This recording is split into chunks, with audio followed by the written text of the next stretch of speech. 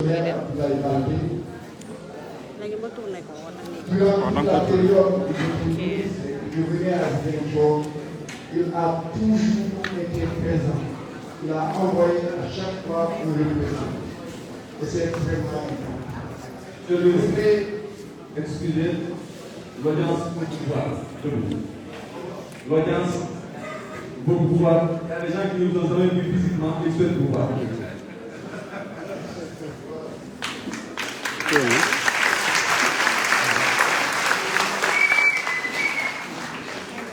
Monsieur le maire Tonton Gueye, chers frères et chers amis, je suis très honoré que vous soyez présents. Vous êtes un grand maire, cela a été dit ici, et je le répète, parce que aussi je pense que pour être un grand maire, il faut être un intellectuel, un cadre aguerri. Et c'est pourquoi ces réalisations nous ont été données ici, de grandes réalisations. Je salue monsieur le représentant du maire de Sandiara, mon cher collègue Dr Seydou Gueye. C'est aussi un grand scientifique de niveau international qui est en train de transformer sa vie et qui sert aussi de modèle. Monsieur l'inspecteur d'académie Cheikh Faye, je suis très honoré que vous soyez à mes côtés. Je sais, par tout ce qui a été dit, ce que vous faites pour l'éducation dans cette région de Ziguinchor. Je vous félicite pour vos résultats. Monsieur Abdoulaye Seydou, inspecteur de la jeunesse, je voudrais encore vous saluer et vous féliciter. Hier, j'étais passé vous dire bonjour. Vous m'avez accueilli comme on accueille ici. Merci pour cela et tous nos encouragements puisque vous venez d'arriver pour réussir cette mission de la jeunesse. Monsieur le directeur du CRPE, vous avez une charge énorme, former les enseignants de l'élémentaire particulièrement. Et le thème que nous abordons aujourd'hui, je le dis toujours, pour motiver les enfants pour les sciences, la technologie, les mathématiques, cela commence par le préscolaire, l'élémentaire, avant d'arriver au moyen et au secondaire. Donc vous avez un rôle majeur dans cette transformation des esprits. Mesdames, Messieurs les chefs d'établissement, Monsieur Chérif Younous Haïdara, Maïlaïziar, Bilonouni, et Madame Fatine Bali, présidente de l'Action commune pour l'émergence économique et citoyenne. Vous êtes une grande dame, machallah. Et ce que vous faites dans beaucoup de choses, le social, je dirais l'économie, mais ce que vous faites là pour l'éducation, je pense que ça n'a pas de... On ne peut pas mesurer ça. Éduquer, faire en sorte que les enfants croient en eux, réussissent leurs études, franchissent parfois les obstacles familiales, sociaux, économiques qui peuvent les handicaper. Et demain, être meilleur que tous ceux qui sont sur cette table, parce que c'est ce qu'on vous souhaite. On ne souhaite pas de nous égaler, on souhaite que vous soyez meilleurs que nous. Seul Dieu peut vous remercier. Merci pour ce que vous faites. Merci pour votre accueil. Merci pour votre engagement. Et merci pour toute l'équipe qui est autour de vous et qui vous permet de réaliser ce que vous faites. Mesdames, Messieurs les marraines et parrains, chers collègues patronatales, c'est un plaisir, c'est un honneur de vous avoir à mes côtés. Vous réussissez de belles choses. Avec elle, j'ai découvert qu'elle était comme un poisson dans l'eau ici en Casamance. Hier, j'ai été Fatine m'a amené chez nous parce que je sais que ce sont eux. Elle a cette transversalité dans la formation, puisque socio-anthropologue. Elle comprend les scientifiques, elle est à l'aise chez les littéraires, elle fait la jonction. C'est pourquoi, quand il fallait désigner un directeur pour l'ISEC de Bignona, dédié à l'agriculture, à l'hôtellerie, à l'agroforesterie, à l'économie verte, nous avons pensé à elle. Et elle a managé l'institut jusqu'au moment où elle a décidé de quitter. Donc, vous avez une bonne marraine. Pensez toujours à elle. Je pense que vous réussirez encore mieux. Je salue le parrain Seydou Sané et je souhaite que vous suiviez aussi ses pas. Monsieur Ibrahim Castro, que je salue, c'est un frère. Nous nous sommes côtoyés à Saint-Louis. C'est quelqu'un qui croit à son métier et qui a de. Et c'est important en cette époque-ci. Je salue le professeur Jean-Alain Goudiaby, qui est avec nous, et qui est un grand monsieur aussi. Il est prof à l'université de Ziguinchor. Vous avez des modèles.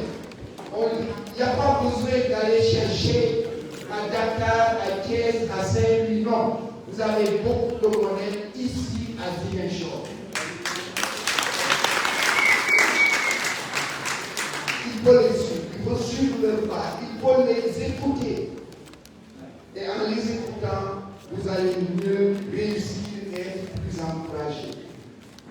Monsieur le modérateur, Monsieur Lamimba, le maître de cérémonie, nous avons vu votre manière de gérer et votre convivialité. Merci beaucoup.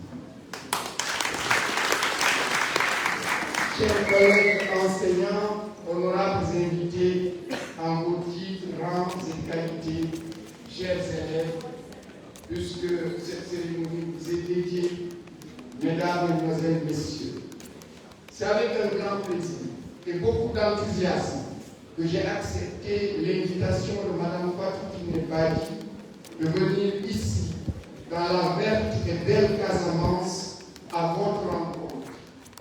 Je salue le leadership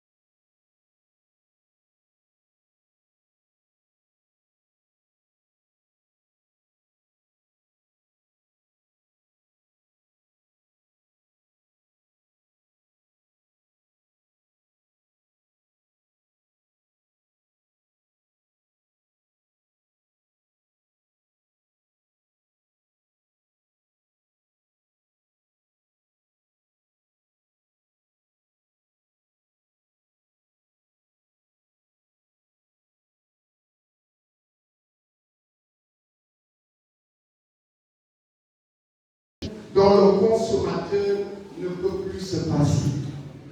À la périphérie du monde développé, les pays africains, les Africains sont submergés par ces technologies nouvelles. Ces innovations qu'ils n'ont pas, en grande partie, contribué à créer. Chaque jour, les humains, les savants, les ingénieurs, les innovateurs conquièrent de nouveaux espaces pour la science, pour la technologie.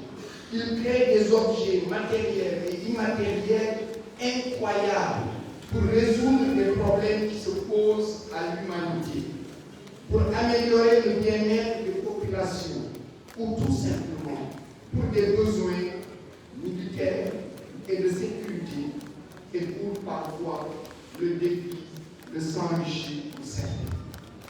Le téléphone portable, l'ordinateur, la tablette, l'Internet, les réseaux sociaux, le scanner et l'échographe à l'hôpital, le satellite, les données météorologiques, la voiture autonome, les robots de toutes sortes, la géolocalisation qui m'a permis d'arriver jusqu'ici, les nouveaux vaccins à ARN messager ou adénovirus, les traitements génétiques, la téléconsultation, les applications d'intelligence artificielle envahissent de plus en plus notre quotidien. Ils deviennent des compagnons indispensables dans l'exercice de nos activités professionnelles, ainsi que dans notre vie sociale et culturelle, notamment familiale, et leur acquisition constitue des aspirations naturelles à une vie meilleure. Dans le domaine du vivant, la révolution de la génétique moléculaire, avec le décryptage des génomes, particulièrement le décryptage du génome humain, la maîtrise de la technologie de conception des organismes génétiquement modifiés, OGM, la conception des vaccins à ARN messager. Vous avez entendu le vaccin Pfizer ou le vaccin Moderna, ou à adénovirus. Vous avez entendu le vaccin russe Sputnik V, les vaccins AstraZeneca, Johnson & Johnson, Sinopharm pour les Chinois et que nous avons eu au Sénégal, ouvrent d'immenses perspectives aux pays et aux sociétés qui ont la maîtrise de transformer, d'améliorer, de diagnostiquer et de soigner des êtres vivants, de créer de nouvelles variétés de plantes, plus productives, plus résistantes, moins exigeantes en eau, plus résistantes à la sécheresse et à la salinité des sols, susceptibles de nourrir la population, de créer des variétés de bactéries capables de produire des substances pharmaceutiques. Parce qu'aujourd'hui, on sait programmer ces êtres vivants minuscules. On sait les programmer pour qu'ils fassent ce que nous voulons. Mais aussi de produire des kits de diagnostic plus sûrs et plus rapides pour beaucoup de maladies complexes. Le moustiquaire imprégné, la moustiquaire imprégnée, la vaccination contre les grandes maladies ont fait reculer le paludisme, le choléra, la variole, la varicelle, la peste, la poliomyélite, la fièvre jaune, etc. Aujourd'hui, en attendant la mise en service d'un vaccin efficace contre le sida, les médicaments arrivent de plus en plus, lorsque l'infection est détectée très tôt, à maintenir la personne infectée en bon état de santé avec une durée de vie fort appréciable. Chez nous au Sénégal, la question de l'hygiène et de la propreté reste fort préoccupante, malgré les actions conjoncturelles des pouvoirs publics, en particulier les collectivités locales et les populations, comme le 7 avril passé ou les cleaning days d'aujourd'hui. Ainsi, partout dans les villes et les campagnes, pouvons-nous noter une accumulation des ordures, le visage hideux de ces ordures à l'entrée des villes, ce qui souvent, malheureusement, quand nous venons quelque part, ce sont les ordures qui nous accueillent. Et à leur sortie, ce sont encore les ordures qui nous accompagnent. Les insensibilité par souvent des populations à la pauvreté, à l'hygiène et à un cadre de vie sain et épanouissant autour de leur maison. L'incapacité des collectivités locales à faire face à la collecte des ordures, l'absence d'une véritable politique d'éradication des ordures, d'exploitation des richesses qui renferment, parce que les ordures renferment beaucoup de richesses, et les créations d'emplois qui en découlent, l'appropriation par les populations d'une bonne culture scientifique et technique est le substrat indispensable sur lequel une politique nationale d'hygiène et de propreté doit être bâtie pour être participative et durable. Mesdames, Messieurs, chers élèves, j'aurais pu continuer à énumérer les découvertes scientifiques, les innovations technologiques, leur impact sur notre qualité de vie, notre bien-être. Il n'y a pas un seul secteur de la vie économique, sociale, culturelle, qui ne soit influencé par les mathématiques, le numérique, la science et la technologie. Depuis la période des indépendances de nos pays autour de 1960 à nos jours, seuls les pays asiatiques et d'Amérique du Sud qui ont misé sur l'éducation, la formation, l'enseignement supérieur, les mathématiques, les sciences de l'ingénieur, la science et la technologie ont atteint l'émergence économique et sociale, tandis que l'essentiel des pays africains sont engloutis dans la pauvreté. C'est une constatation. En 1960, le PIB par tête d'habitant du Sénégal était plus élevé que le PIB par tête d'habitant de la Corée.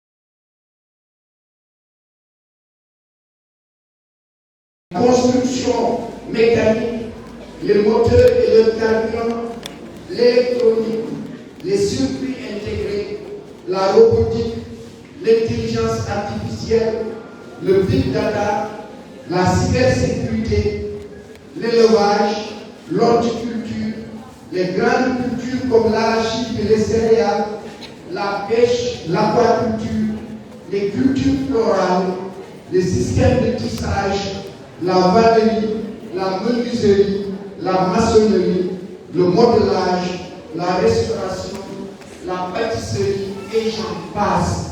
Si je vous cite tous ces métiers, toutes ces formations, c'est pour vous dire que dans tout cela, il faut l'éducation, il faut la formation, il faut la science et la technologie.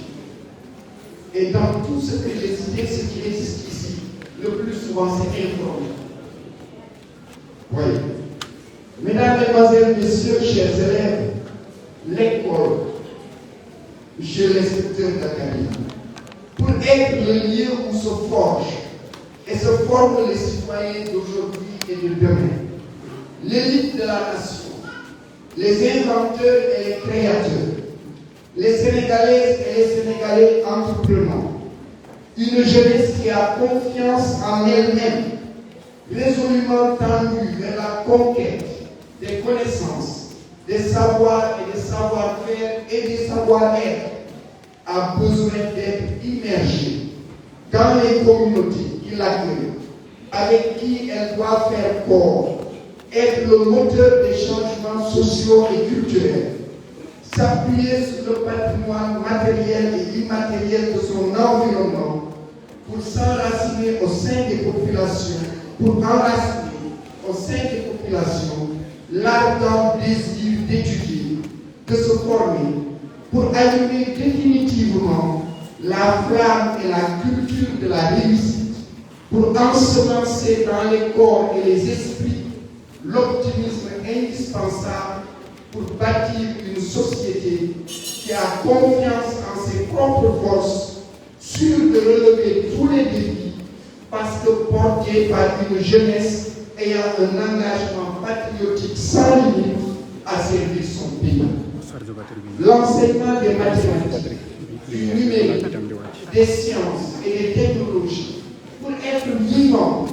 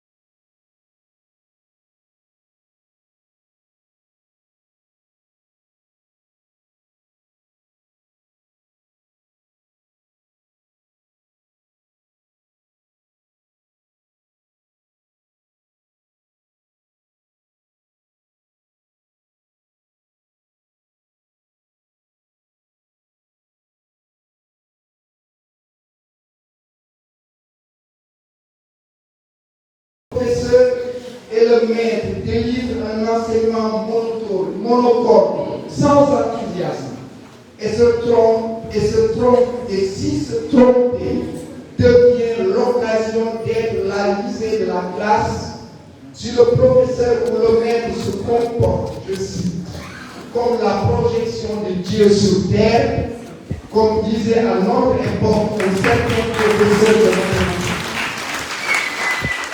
Alors, sachez que les élèves, même s'ils réussissent, grâce à la peur insufflée par le professeur ou le maître, ils se débarrasseront au plus vite des connaissances liées à cet enseignement qui restera pour eux plus de coalition que moyen d'extérioriser leur capacité de créativité et d'innovation.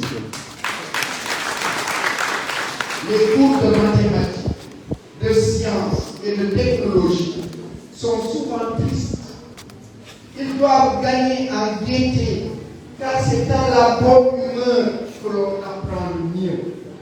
Je pense aussi que c'est dans la bonne humeur que l'enseignant s'épanouit le plus. Mesdames, Mesdemoiselles, Messieurs, chers élèves, la science, les technologies, et particulièrement les mathématiques, sont réputées rigoureuses et difficiles. Pourtant, je ne crois pas qu'elles soient plus difficiles que les lettres, le français, les langues nationales et les autres langues. La manière d'enseigner les langues, la manière d'enseigner les disciplines scientifiques, les méthodes pour les apprendre diffèrent de celles liées à l'enseignement et à l'apprentissage des lettres et des langues. Cependant, j'ai l'intime conviction que chaque élève peut comprendre les calculs, résoudre des problèmes, apprendre les mathématiques, les différentes sciences et les technologies variées. Il revient au professeur ou au maître, grâce à son ingéniosité pédagogique, à sa capacité à transmettre à grande échelle sa passion pour la discipline, à réussir à conquérir l'attention et l'intelligence des élèves pour qu'ils communient avec lui, entrer en fusion avec lui et la classe à comprendre le cours. Il n'y a ni don, ni bosse de mathématiques. Comme dans toutes les disciplines, y compris les lettres et les langues, il y a pour chaque discipline des élèves plus doués que d'autres. Il peut même arriver que certains élèves soient des surdoués, comme le mathématicien français Évariste Galois, né le 25 octobre 1811 à Bourg-en-Bresse, mort dans un duel le 31 mai 1832 à Paris. Il avait 21 ans, qui, dans une lettre posthume, jeta les bases de la théorie de la résolution des équations, et il fut le fondateur de ce qu'on appelle le groupe de Galois, qui est à la base de la sécurité de nos téléphones portables, des cartes bancaires et de beaucoup de transmissions de données que nous utilisons aujourd'hui. Malheureusement, je n'ai pas le vidéoprojecteur, sinon je vous aurais donné, je vous aurais projeté son image.